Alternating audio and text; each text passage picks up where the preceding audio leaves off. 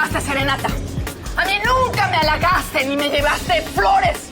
A ella la enamoras con serenatas. Y a mí no. Intentes hacerme eso a mí. ¡Canalla! ¡Desgraciado! Tía, ya no están cantando. No, alguien está peleando ahí afuera. No, vámonos.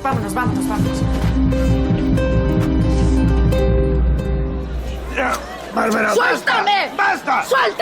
¡Suelta! ¡Ay, esta zorra hipócrita! Otra vez esta mujer. ¡Vámonos! ¡Zorra! ¡Déjame! ¡No me toques! Eres una arpía mentirosa. Viniste a quitarle su hombre a tu propia madre. A eso viniste, ¿verdad?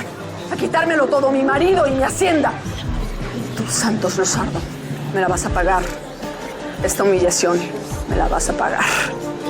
Toda tu desgraciada vida te va a pesar haberme humillado de esta manera.